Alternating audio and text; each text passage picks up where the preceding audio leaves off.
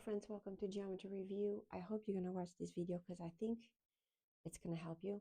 The only part that you need to really pay attention to is this first part. If you are good with the Pythagorean theorem and you're good with the trig, when we're done with this, you can stop. I'm just going to do a quick review. This is going to be a short video. But the 9.1, the one that had to do with similar right triangles, I think is the one that gave you the hardest part. And that's probably the potential you have to kind of mess up your test. So the 9.1 says that if you have a right triangle and you drop from that right angle on altitude, then you form two different smaller right triangles. And all of the three triangles you have, your initial big one, the middle sized one, and the small one are similar. Why would that matter? Because in order of the information they give you, you can do proportions and find the missing values or the missing angles, right? So we said ABC is similar to ADB and is similar to BDC. If I have to write proportions, I'm just going to do for one triangle. I want to remind you how this works. I'm going to go with first hypotenuse over hypotenuse. Remember, I'm working with my big triangle. This is it. Over my medium triangle. Hypotenuse of my big triangle is the one opposite right angle. It is going to be AC. The hypotenuse in the I'm confused about something. Yes, in the middle triangle is the one opposite right angle, so it's going to be AB. Should equal the longer leg in my big triangle. Well, clearly AB is longer than BC, so it's going to be the longer leg over the longer leg in this one. Remember, the legs are the ones that form 90 degrees. In between BD and AD, AD is clearly bigger. And you will need to equal the shorter leg in the big triangle, the one that's left, BC, over the shorter leg in the medium triangle, which is BD. This is the fastest and the most sure way to solve this kind of proportions. Go by hypotenuse over hypotenuse, longer leg over longer leg, shorter leg over shorter leg, and make sure your triangles stay the same. Like this was my first triangle, this was my second triangle. Once you do this, you replace information they give you and you're good to go, and you find by proportions you're missing, by ratios and proportions you're missing part. So I think the only trouble that was here is make sure you set this one up correctly. This is why I did the review. I'm not working any other problems. I'm just showing you how that works. The next thing we did in this chapter was the Pythagorean theorem. You heard it a million times from me, especially if you did a lot of work with me. A, B, C. This is little a, this is little b, this is little c. The Pythagorean theorem says a squared plus b squared equals the hypotenuse squared. If you ever get confused for your test, do the extra work. It takes you 30 seconds. Think of what are my legs? Well, my legs form the right angle, A and B. What is my hypotenuse? Whatever is left, C. And now I know how to plug them in correctly. Okay, so if this would be 5 and this would be 13 and this would be x, I would just define this by my legs being 5 and x and my hypotenuse being 13. I'm not going to solve it. You know how to do this using a calculator. But just in case, to make sure you plug the numbers where they need to go. We also talked about the fact that the converse is true. What does that mean? If I have a triangle with no markings and I know that a squared plus b squared equals c squared, that means immediately that is a right triangle. Also, if we do the math and we go a squared plus b squared is greater than c squared, that makes it an acute triangle. If a squared plus b squared is less than c squared, that makes it an obtuse triangle. And that was 9.2 and 9.3. We covered extensively the Pythagorean theorem, the converse of it, and how do we determine what type of triangle do we do? We have based on their sides. Then we moved on to what we did 2 weeks ago, and that is special right triangles. This is a 45, 45, and 90. And I'm going to write it in here so you know what these are. And in 45, 45, 90, we said the hypotenuse is always the leg times square root of 2. So if this is 3 and this is 3, this is 3 square root of 2. If this is 5 This is 5. This is 5 square root of 2.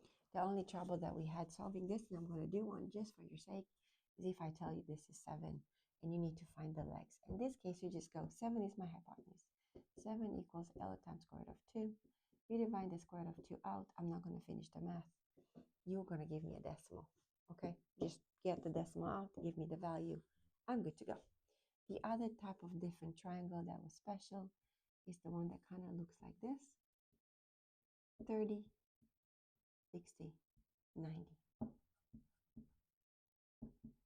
And we said in this case that if the shortest leg is x, the hypotenuse is double that, and then the longer leg is that short leg square root of 3. That means the hypotenuse is 2 times the shortest leg, and the longer leg is the shortest leg times square root of 3. These are easy problems when you get the hypotenuse or if you get the leg.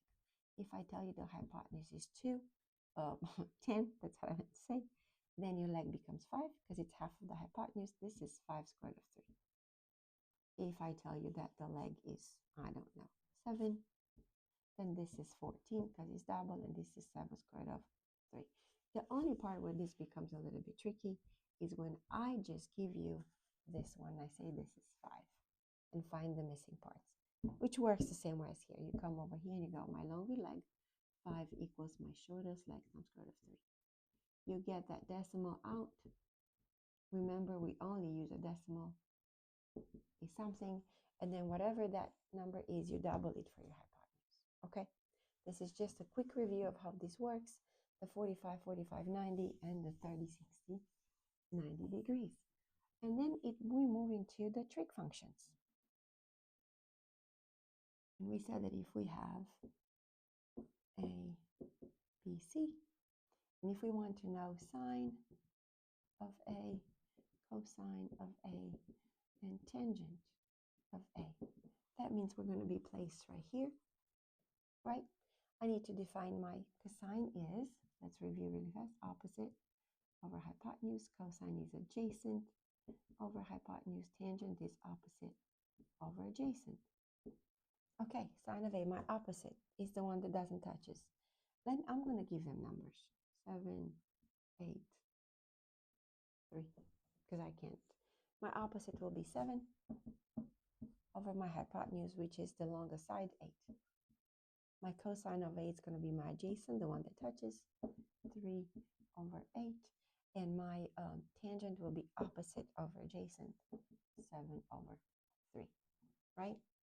This is not super hard to work on. They're just basic trig functions. You've done them over and over again. The only other type of problem that we ran into, and we ran into this at 9.6 also, so this is why I'm not going to address it differently, is solving a right triangle. To solve a right triangle, that means you're going to have to know, let me name it, what is angle A, what is angle B, what is angle C, what is AB, what is BC, and what is AC. So when you say you're going to solve a triangle, that means I'm going to know all of my angles, I'm going to know all of my sides. All of it involves trigonometric functions. If I tell you that A is 43, and then I'm coming up with crazy numbers, this is 9, and that's all I'm going to give you. This is all the information. This is a happy case. Why? Because I know C is 90 degrees. I know A is 43. It's very not drawn correctly, which means B has to be 47. Why? Together they have to get to, let me rewrite 43 here. Together they have to get to 90, which means 43 plus 47 is 90, plus 90, 180, right? Now that I have this, I know that BC is 9. I can go ahead and say, I'm going to find my hypotenuse. I'm going to place myself here. I'm looking for this, which is my hypotenuse, then the adjacent. I know the opposite. I need my hypotenuse, opposite hypotenuse. Sine of 43 equals my opposite, 9 over my hypotenuse. Remember, I picked this on purpose to remind you that you can just switch. H equals 9 over sine of 43, We always work with just one decimal. This is the only one problem I'm going to solve. 9 divided by sine of 43 is 13.2. So now I have AB, or x, 13.2. I need to find my y. That's my adjacent. I know my opposite. I need my adjacent. I can use now opposite adjacent, tangent. Let me go ahead and erase this. I can use tangent. I go tangent of A, or tangent of 43, equals opposite over my adjacent. I'm going to go ahead and swap. Y equals 9 over tangent of 43. 9 divided by tangent of 43 gives me 9.7. And I'm done. Okay? Now, this could look different, and I'm not going to solve it again, but I want to show you how it looks different so that you can remember this. In this case, I gave you one angle and one side. You will have problems that just give you two sides and no angles. Actually, they do give you an angle if you time. Your C is going to be 90. I'm speaking too fast. I don't mean to do that. They will always give you one angle. Your C is 90. Your right angle is 90. But what if I tell you that this is 5 and this is 13? And that's all of the information you get. Well, the first thing you're going to do is fill in what you know. Not 13 by 12, I'm sorry. And remember, this is the right triangle. We're going to use everything we can to solve this. Well, we just learned about the Pythagorean theorem. I can go ahead and use the Pythagorean theorem and find my missing side. I know this is a pair, 5, 12, 13. But you would do the Pythagorean theorem, if you don't remember that, and find your missing sides. And from here on, it's actually incredibly easy. You can place yourself wherever you want. We're going to remember how to do this. This is why we're doing this. Let's say I'm going to solve for A. I have all of my three sides. I'm going to do sine. Sine of A equals my opposite over my hypotenuse, correct? This is the part where we said this is only calculator work. In order to find A, I'm going to use the sine to the negative 1 of 12 over 13. So that's going to be the second sign on your calculator, second, and then put sine, and then you do 12 divided by 13. Let me show you what it looks like, just so you know what you're doing. Once it focuses, any minute now. Here it is, sine to the negative 1. Second sign, and then hit enter. We're only going to use one decimal, 67.4 degrees. 67.4 degrees. To find the missing one, I don't need to do anything like that. I can just go 180 minus 90 minus 67.4, 22.6.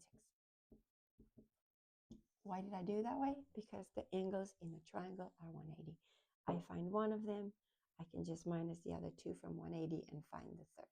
Okay, so if they give you two sides, you're going to do Pythagorean theorem to find the third, then use any trig you want to solve for one of the angles. If they give you one angle and one side, then it's going to be easy to find the third angle because we're going for 180. And then you're going to use twice a trig function to find the two missing sides. And then the last thing that we did, that's about all there is in here, was the vectors. And I'm going to look into it really fast for you. Just to remind you that a vector has a direction, and that's right in component form. I'm going to do it like this. I'm going to say P is 1, 2. Q is negative 3, 7, just for the sake of it. Okay? Here we go.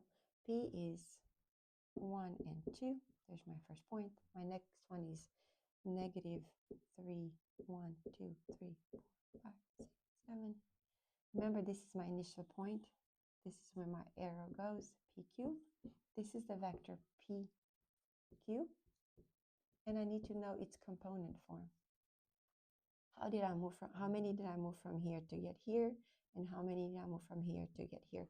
If you draw this correctly on your graph paper, count squares. That's all you need to do. But for my x, I went from 1 to negative 3. 1, 2, 3, 4.